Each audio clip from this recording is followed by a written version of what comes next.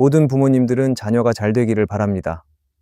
그래서 좋은 학교에 보내고 좋은 직업을 갖도록 도우며 경제적으로 부족함 없이 살게 해주고 싶어 합니다. 물론 이런 것들도 자녀를 위한 소중한 노력입니다. 하지만 그것만으로 자녀가 정말 잘 되었다고 말할 수 있을까요?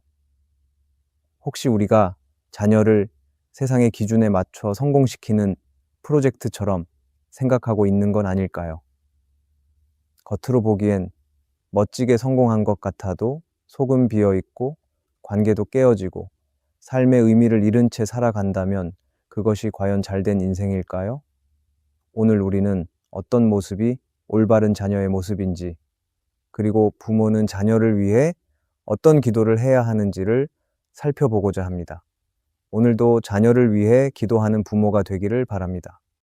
첫째, 자녀가 자기 인생을 건강하게 책임지는 사람이 되도록 기도하세요. 세상은 자녀에게 이렇게 말합니다.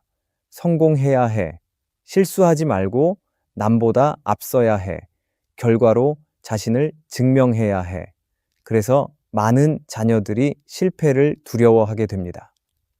실수하면 끝이라는 불안 속에서 살아갑니다. 부모 앞에서는 괜찮은 척하지만 속으로는 자꾸 비교당하고 있다는 압박감에 눌리게 됩니다. 책임감이 아니라 두려움 때문에 조심스럽게 살아가고 결국에는 자신이 선택한 삶도 책임지지 못하는 어른이 되어버리는 경우가 많습니다. 우리는 자녀가 실패 없는 인생이 아니라 실패를 견뎌내고 다시 설 수 있는 사람이 되도록 기도해야 합니다. 완벽하지 않아도 괜찮습니다. 오히려 삶을 책임지는 힘은 실수와 실패를 지나오며 만들어집니다. 자신의 실수에서 도망치지 않고 남 탓하지 않고 다시 시작할 줄 아는 사람, 그 사람이 진짜로 단단한 사람입니다. 성경에서 느헤미야는 그런 책임의 사람이었습니다. 그는 높은 자리에서 안락한 생활을 하고 있었지만 예루살렘 성이 무너졌다는 소식을 듣고 주저앉지 않았습니다. 누가 그걸 책임질까라고 생각하지 않았습니다. 그는 하나님 앞에 울며 기도했고 자기가 나서야 한다는 부담감을 받아들였습니다. 그는 백성들의 지도자가 아니었고 군사적 경험도 없었지만 무너진 성벽을 다시 세우기 위해 스스로 책임을 지고 움직였습니다. 그리고 그 일이 얼마나 어렵고 무거운 일인지 잘 알고 있었습니다. 성벽을 세우는 동안 많은 방해와 조롱을 받았고 내부에서도 불만이 터졌습니다. 그런데도 느헤미야는 책임을 포기하지 않았습니다. 나는 위대한 일을 하고 있으니 내려가지 않겠다는 고백으로 자신의 자리를 지켰습니다. 이것이 책임감 있는 사람의 모습입니다. 자기 인생의 무너진 자리를 보고 외면하지 않고 그 자리를 어떻게든 다시 세워보겠다는 마음으로 걸어가는 사람. 누가 대신해주지 않아도 스스로 그 책임을 감당하려는 태도. 그것이 진짜 성장이고 하나님이 기뻐하시는 성숙입니다. 우리는 자녀가 삶의 무너진 부분 앞에서 무기력하게 주저앉는 사람이 되지 않기를 기도해야 합니다. 누군가 탓하기보다 자신이 할 수 있는 일을 찾고 다시 시작할 줄 아는 사람, 하나님 앞에서 묵묵히 책임을 감당할 줄 아는 사람으로 자라나도록 부모는 기도해야 합니다. 우리는 이렇게 기도할 수 있습니다. 하나님, 우리 자녀가 실수를 두려워하지 않게 해주시옵소서. 삶을 피해 다니는 사람이 아니라 주어진 상황을 감당하는 사람이 되게 하여 주시옵소서. 실패했을 때 도망치지 않고 책임질 줄 아는 용기를 주시고 무너진 자리 앞에서도 일어날 수 있는 힘을 주시옵소서. 느헤미야처럼 자리를 피하지 않고 기도하면서 걸어갈 수 있는 자녀가 되게 하여 주시옵소서. 이 기도는 자녀의 외적인 성공을 위한 것이 아닙니다. 이 기도는 자녀가 부모의 손을 떠나 스스로 살아갈 때 그 삶을 책임질 줄 아는 단단한 사람으로 서기를 바라는 기도입니다. 느헤미야처럼 누구도 대신할 수 없는 자리에서 묵묵히 중심을 지키는 사람, 바로 그런 사람이 되는 것이 자녀가 진짜로 잘 되는 길입니다. 자녀가 자기 인생을 건강하게 책임지는 사람이 되도록 기도하기를 바랍니다. 둘째, 자녀가 사람과 관계 맺는 법을 바르게 아는 사람이 되기를 기도하세요. 세상은 자녀에게 이렇게 말합니다. 사람은 경쟁자야. 네가 먼저 살아남아야 해. 손해보면 바보야. 그래서 자녀들은 어려서부터 이겨야 한다는 긴장감 속에서 자랍니다. 친구도 경쟁자로 바라보게 되고 좋은 자리를 양보하는 대신 선점하려고 합니다. 이런 환경 속에서 자녀는 눈치를 빨리 배우고 말은 잘하지만 진심을 나누는 관계는 어려워합니다. 결국 혼자 있는 건 외롭고 함께 있는 건 불편한 사람이 되어가게 됩니다. 그런데 자녀가 이런 방식으로 자라게 되면 뛰어난 실력은 있을지라도 주변에 진짜 친구가 없고 필요할 때 누구에게도 도움을 청하지 못하는 외로운 어른이 됩니다. 그래서 부모는 자녀가 사람과 건강하게 관계 맺을 줄 아는 사람으로 자라도록 기도해야 합니다. 사람은 누구나 다름이 있고 때론 실망을 주기도 하지만 함께 살아가는 존재입니다. 누군가를 이해하려는 마음, 실수를 품어주는 넉넉함, 그리고 관계의 갈등을 피하지 않고 풀어가려는 태도는 모든 지식과 능력보다 훨씬 중요한 마음입니다. 성경에서 바나바는 그런 사람이었습니다. 그는 초대교회에서 사람들을 세우는데 탁월했던 인물이었습니다. 사도 바울이 회심한 후 예루살렘 교회에 왔을 때 아무도 그를 믿지 않았습니다. 예전의 핍박자 이미지만 떠올랐고 그가 진심으로 변했다는 것을 받아들이지 못했습니다. 그때 바나바는 바울의 진심을 신뢰하고 그를 데리고 사도들에게 직접 데려갔습니다. 다른 사람들은 바울을 조심스러워할 때 바나바는 중간다리 역할을 했습니다. 그렇게 바나바로 인하여 바울은 사역을 시작하였고 나중에 바나바와 바울을 함께 선교 여행을 떠나게 됩니다. 그리고 마가라는 젊은 동역자가 선교를 포기하고 돌아가게 됩니다. 그 후 마가를 다시 데려가는 문제로 바울과 바나바가 갈라지게 되는데 바나바는 실패한 마가를 포기하지 않고 끝까지 품었습니다. 물론 바울도 나중에 마가를 마음으로 품었지만 바나바는 한 사람의 부족함보다 그 안에 있는 가능성을 보았고 바나바라는 이름처럼 그는 위로의 사람이었습니다. 오늘 우리의 자녀가 이러한 마음을 가지며 자란다면 그 삶은 결코 혼자가 되지 않을 것입니다. 주변에 신뢰할 수 있는 사람들과 함께하게 되고 누군가에게도 기대가 되는 사람이 될 것입니다. 그렇기에 우리는 자녀가 바나바처럼 사람을 세우는 마음, 실망 속에서도 끝까지 관계를 품는 마음을 가질 수 있도록 기도해야 합니다. 자녀를 위해 이렇게 기도하기를 바랍니다. 하나님, 우리 자녀가 사람을 두려워하지 않고 사랑하게 해 주시옵소서. 실수한 사람들을 정죄하기보다 품을 수 있는 따뜻함을 주시고 나와 다름을 견디며 함께 갈 수 있는 인내를 허락하여 주시옵소서. 좋은 친구를 만나는 것도 중요하지만 자녀가 누군가에게 좋은 친구가 되게 해 주시옵소서. 바나바처럼 사람을 살리고 연결하는 사람이 되게 하여 주시옵소서. 이 기도를 통해 자녀는 사람 사이에 따뜻한 다리를 놓는 사람이 될 것입니다. 바나바는 위대한 설교자도 아니었고 이름을 크게 드러낸 사람도 아니었지만 그가 세운 사람들을 통해 교회는 자라났고 복음은 확장되었습니다. 우리 자녀도 그렇게 사람을 살리는 마음을 가진 사람, 관계를 세우는 사람이 된다면 그는 어디에 가서도 하나님의 사람으로 귀하게 쓰임 받을 것입니다. 그것이 자녀가 진짜로 잘 되는 길입니다. 자녀가 사람과 관계 맺는 법을 바르게 아는 사람이 되기를 기도하기를 바랍니다. 셋째, 자녀가 작은 일에도 감사하고 기뻐할 줄 아는 마음을 가지도록 기도하세요. 세상은 자녀에게 이렇게 말합니다. 지금 가진 것으로 만족하지 마. 더 가져야 행복할 수 있어. 그런데 끊임없이 비교하고 채우게 만드는 환경 속에서 자녀가 자란다면 자녀는 진정한 행복을 찾아 헤맬 것입니다. 그리고 원하는 결과가 없으면 기뻐하지 않고 가지고 싶은 것을 얻지 못하면 감사하지 않을 것입니다. 그러다 보니 오늘날 많은 자녀들이 조금만 부족해도 금세 짜증을 내고 남보다 앞서지 못하면 쉽게 좌절하고 결국 만족이라는 것을 잃은 채 살아가기도 합니다.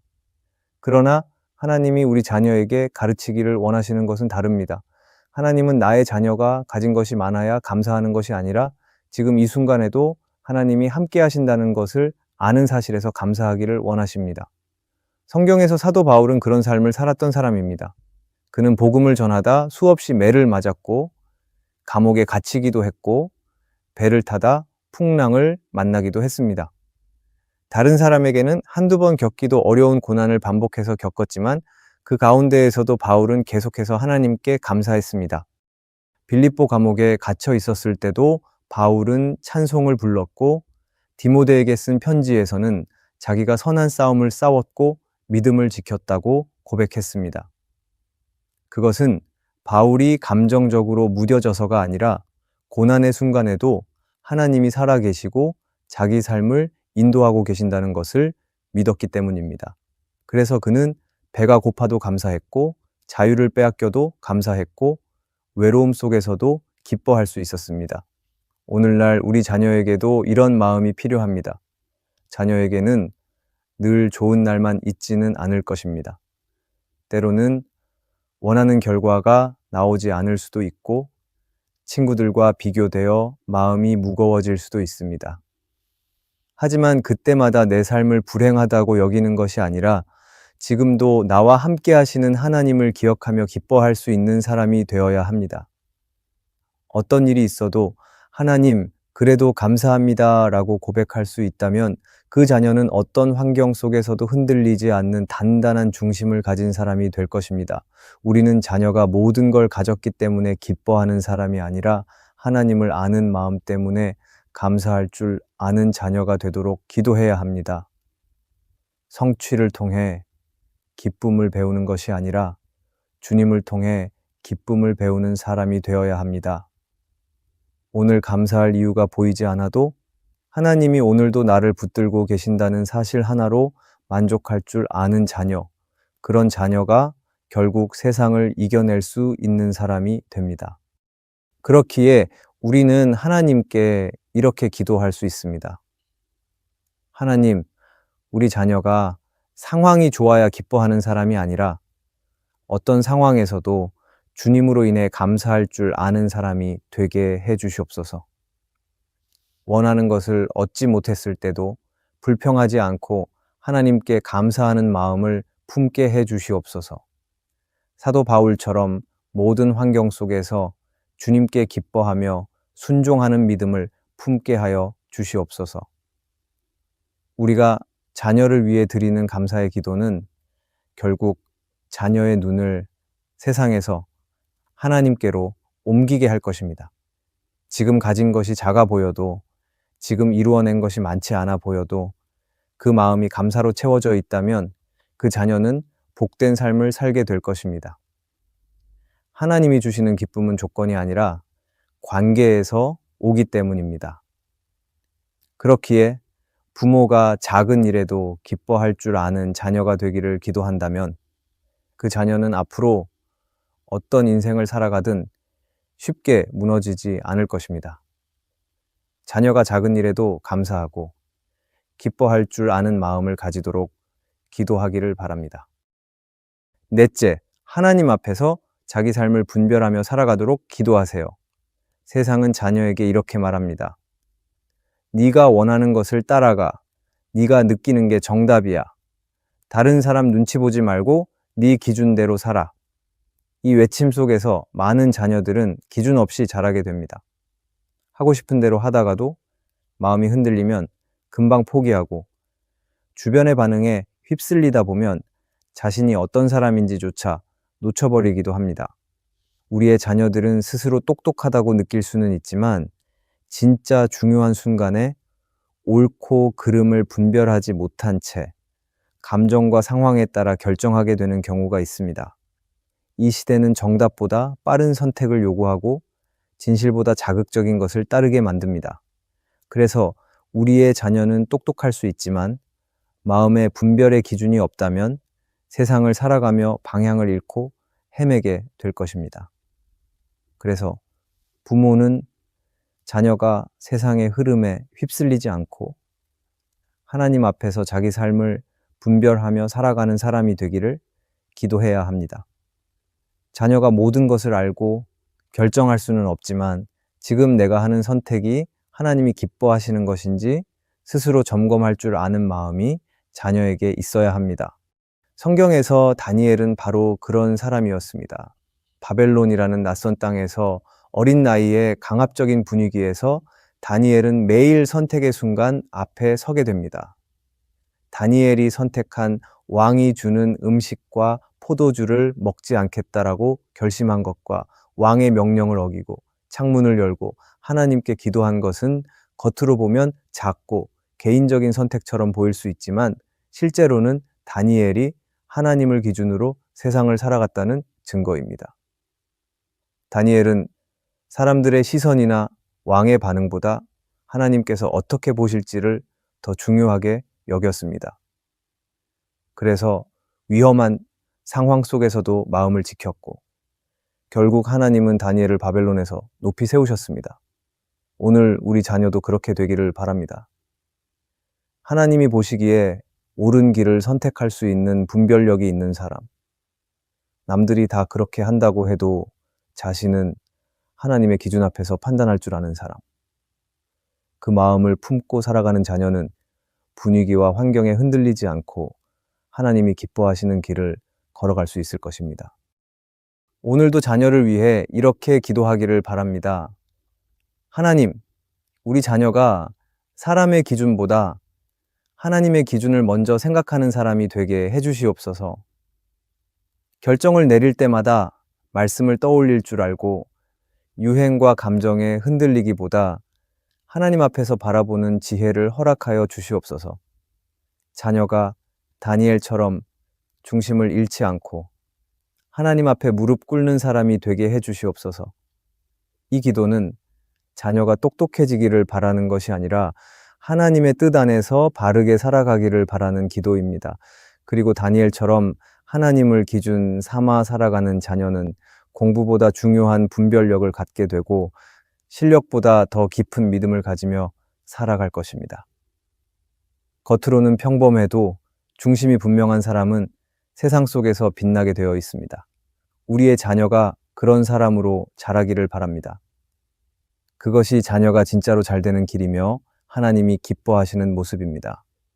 자녀가 하나님 앞에서 자기 삶을 분별하며 살아가도록 기도하기를 바랍니다.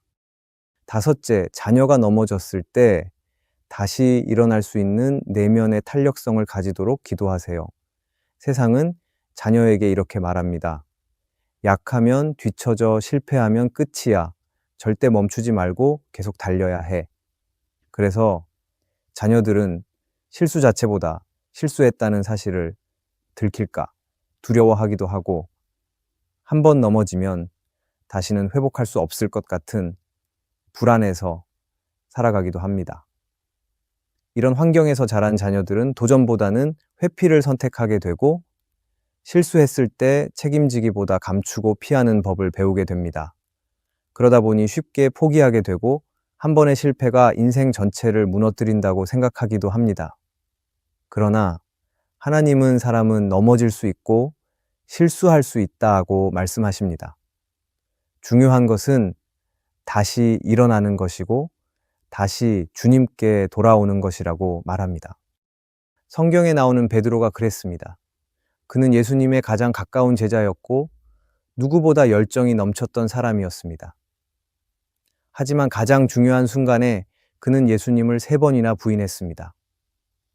그것도 예수님께서 이미 경고하셨음에도 불구하고 두려움과 순간의 감정에 휘둘려 주님을 모른다고 말해버렸습니다. 그 실패는 단순한 실수가 아니라 인생 전체를 무너뜨릴 만큼 큰 상처였습니다. 그런데 베드로의 이야기는 거기서 끝나지 않습니다.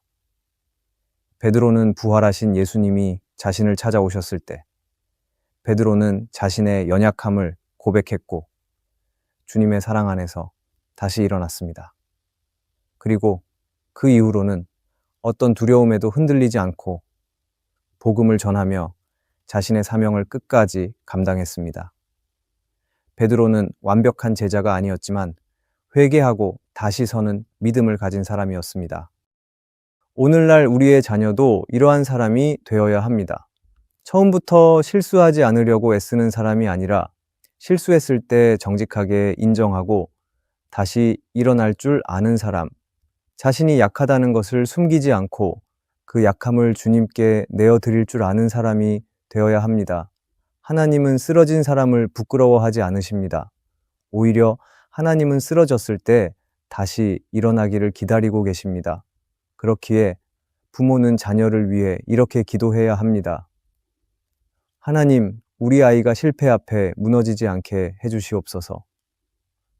넘어질 수 있지만 주님 안에서 다시 일어설 수 있는 마음에 힘을 주시고 자기를 부인했던 베드로가 다시 복음을 전했던 것처럼 저희 자녀도 회복과 사명의 길로 걷게 하여 주시옵소서.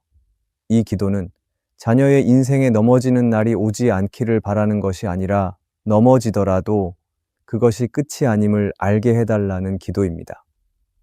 자녀의 실수가 정체성을 결정하는 것이 아니라 그 순간이 하나님의 사랑을 다시 기억하는 시간이 되게 해달라는 기도입니다. 넘어졌던 베드로의 자리가 다시 사명의 시작이 되었던 것처럼 우리 자녀의 인생에서 가장 약했던 자리가 하나님의 손에 붙들려 가장 강한 자리가 되기를 바라며 부모는 기도해야 합니다. 우리는 자녀를 사랑하기에 더 좋은 길로 이끌고 싶고 더 안전한 삶을 살게 해주고 싶습니다. 그러나 사랑이 깊을수록 불안도 따라오고 기대가 클수록 마음은 자주 흔들립니다. 때로는 이렇게 키워도 되는 걸까? 기도만으로 충분한 걸까? 하는 생각이 들기도 합니다. 하지만 우리가 할 수 없는 것들이 분명히 있다는 사실을 인정할 때 비로소 기도는 더욱 진실해집니다. 하나님께 자녀를 맡긴다는 것은 자녀를 손 놓는 것이 아니라 가장 깊은 자리까지 주님이 함께 해주시기를 바라는 간절한 마음의 표현입니다. 우리는 자녀의 미래를 모두 볼 수 없고 모든 문제를 대신 해결해 줄 수도 없습니다.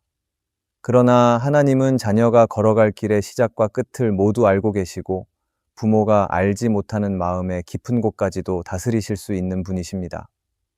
그렇기에 우리의 기도는 자녀를 위한 가장 실제적인 사랑이 됩니다. 오늘의 기도가 자녀의 내일을 바꾸고 기도 속에서 드러나는 하나님의 은혜가 자녀의 삶을 지켜주게 될 것입니다. 흔들리는 세상 속에서 우리가 붙들 것은 성공이 아니라 믿음입니다. 자녀가 잘 되기를 바란다면 그 중심에 하나님을 두고 기도하십시오. 말없이 기도하는 그 시간에 하나님은 자녀를 자라게 하시고 부모의 마음도 함께 단단하게 빚어가실 것입니다. 오늘 우리가 기도할 수 있다는 것, 그 사실 하나만으로도 이미 하나님의 선하신 역사는 시작된 것입니다. 오늘의 말씀이 은혜가 되셨다면 댓글에 아멘이라고 적어주시면 감사하겠습니다. 여러분들이 남겨주시는 댓글은 정말 큰 힘이 됩니다. 그리고 여러분들이 눌러주시는 좋아요와 구독도 큰 힘이 됩니다. 오늘도 함께 해주셔서 감사합니다. 기도하겠습니다. 하나님, 오늘도 자녀를 위해 기도할 수 있게 해주셔서 감사합니다. 제가 다 알지 못하는 길 위에도 주님은 함께 하심을 믿습니다. 흔들리는 마음보다 주님의 신실하심을 더 깊이 신뢰하게 해주시옵소서. 자녀의 삶에 주님의 말씀이 뿌리 내리게 하시고 어떤 상황에서도 믿음을 잃지 않게 해주시옵소서. 부모의 사랑보다 더 크신 하나님의 사랑으로 자녀를 지켜주시옵소서. 예수님의 이름으로 기도드립니다. 아멘.